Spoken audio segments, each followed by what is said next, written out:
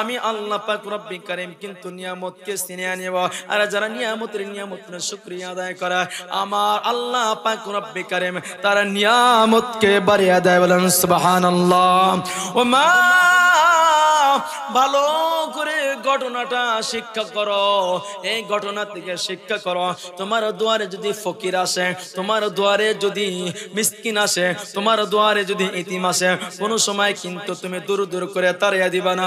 এইবার ওই মিসকিনটা বলে, ও সাহেব আমার জায়গায় তোমাকে আনতে পারে, আর তোমার জায়গায় কিন্তু আমাকে আনতে পারে। আমার আল্লাহ রব্বি কারীমের আরশে আযমে একটা ধাক্কা লাগছে, টিকিটটা কপালে লেগে গেছে। এইবার বন্ধু, এইবার চোখের পানি ফালাইতে ফালাইতে কানতে কানতে কানতে কানতে ওই ফকিরটা এইবার সামনের দিকে রওনা হলো। সামনের দিকে রওনা হওয়ার পর এইবার আল্লাহ পাক রব্বিল কারীমের ওই সাহেবের কিছুদিন পর এইবার গার্মেন্টসের মালিক গার্মেন্টসের ম্যানেজার ফোন করেছে, ও স্যার এই গার্মেন্টসের মেশিন গুলা পুড়ে গেছে, এই গার্মেন্টসের শ্রমিক গুলা ক্ষতি হয়েছে, এই গার্মেন্টস পুড়ে গেছে। এইবার স্যারের মাথাটা গরম। ও বন্ধু মাথাটা গরম কি করবে? আমার আল্লাহ পাক রব্বি কারীম খেলা খেলবে, এই জন্য কাউকে ধাক্কা দিবেন না, কাউকে ধিক্কার করবেন না। এইবার ওই ব্যক্তিকে ধাক্কা দেওয়ার জন্য দেখুন কি হয়। এইবার মালিক এইবার গার্মেন্টসের ফ্যাক্টরির ভিতরে গিয়েছে, যে দেখে মানুষ আহত হয়েছে, নিহত হয়েছে, আহত হয়েছে, নিহত হয়েছে। শত শত মেশিনগুলা পুড়ে শেষ হয়ে গিয়েছে। এখন তো এদের তো বরকতি দিতে হবে, এদেরকে তো জরিমানা দিতে হবে। আমার আল্লাহ বলেন, কোন মাজলুম ব্যক্তির সাথে, কোন ইতিম ব্যক্তির সাথে যারা বেঈমানি করবে, যারা দুই নাম্বারি করবে, আমি আল্লাহ পাক রব্বুল আলামিন তাদেরকে ছাড়বো না। আমি জালেমদেরকে এহকালেও ছাড়বো না, এহকালেও ছাড়ি নাই, পরকালেও ছাড়বো না। এইবার বন্ধু, এইবার মালিক কয়েকদিন বড়িয়া ক্যালকুলেটর টিপি দিলেন। এইবারে দেখলেন আমি আমার জরিমানা আমার ভর্তুকি কতগুলা দিতে হবে। এইবার ক্যালকুলেটর টিপে এই গার্মেন্টসের এই টাকাগুলা ব্যাংকে 50 লক্ষ টাকা জমা ছিল, আমার এগুলা বিক্রি করিয়াও এই মানুষের ভর্তুকি দেওয়া যাবে না, মেশিনের ভর্তুকি দেওয়া যাবে না। বন্ধু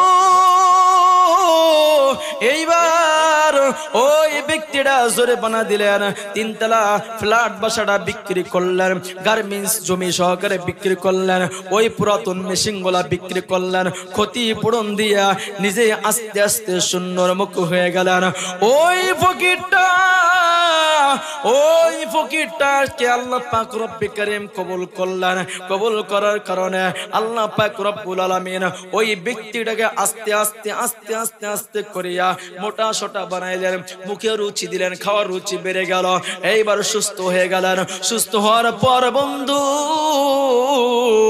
আল্লাহ পাক রব্বি কারীম দেখেন হিরো থেকে জিরো বানায় আর জিরো থেকে হিরো বানায়। আমার আল্লাহ পাক রব্বি কারীম বলে, আমার ওই মাসলুম ব্যক্তিকে ধাক্কা দিয়েছা, আমি তাকে সহ্য করতে পারবো না, তাকে ধাক্কা দেওয়ার কারণে আমি সহ্য করতে পারবো না।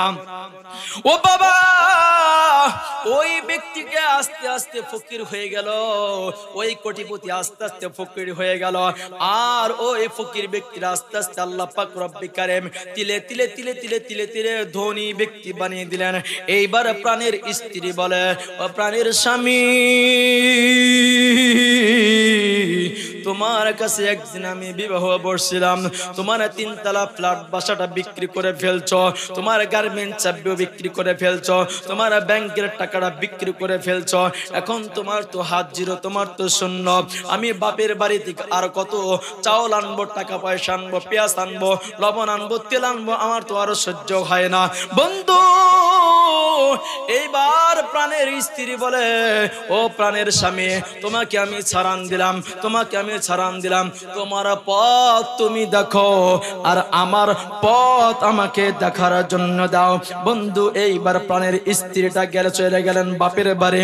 বাপের বাড়ি চলে যাওয়ার পর এইবার বন্ধুগণ কোটিপতি আস্তে আস্তে আস্তে আস্তে করিয়া একবার রাস্তায় ভিক্ষা করে, আর একবার হুইলচেয়ারে ভিক্ষা করে, একবার রাস্তায় ভিক্ষা করে, আর একবার হুইলচেয়ারে ভিক্ষা করে।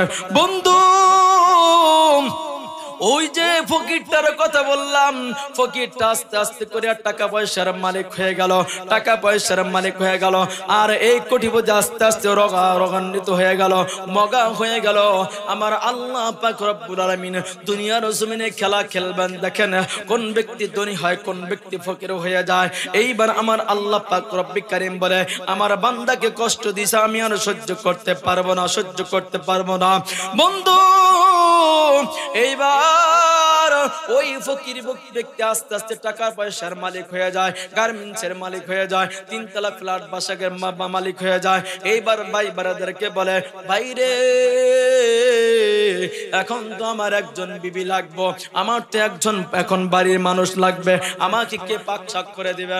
এইবার ঘটককে এবার ডাক দেওয়া হলো, ঘটক আপনি আমাদের বাড়িতে আসবেন। এইবার ঘটক বাড়িতে চলে গেল।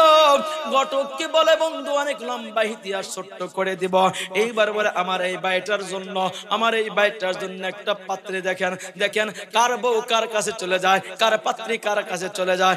এইবার বন্ধু ওই ফকির ব্যক্তির জন্য বিভিন্ন ধরনের পাত্রী দেখছে, কিন্তু পছন্দ হয় নাই। একটা, দুইটা, তিনটা, চারটা, পাঁচটা, ছয়টা, সাতটা, আটটা, নয়টা, 10টা, এইভাবে দেখতে দেখতে দেখতে দেখতে দেখতে 99টা দেখা শেষ হয়ে গেছে। এখন ওই কোটিপতির স্ত্রী ছিল, বউটা ছাড়ান দিয়ে এইবার বাপের বাড়ি চলে গেল। বাপের বাড়ি চলে যাওয়ার পর বন্ধু এখন ওই মেয়েটা যুবক ছিল, এইবার তো ওই মেয়েটা বিবাহ বসতেও হবে, কি বলার, বিবাহ বসতেও হবে। এখন গড়ক লাগাইলেন, আমার এই বোনটাকে বিয়া শাদী দিয়ে দাও। এইবার বন্ধুগণ ঘটক একটা পোলা খুঁজতে লাগলেন, খুঁজতে খুঁজতে খুঁজতে খুঁজতে ওই নারীর জন্য, ওই নারীর জন্য, ওই নারীর জন্য 99টা পাত্র দেখা শেষ হয়ে গেছে।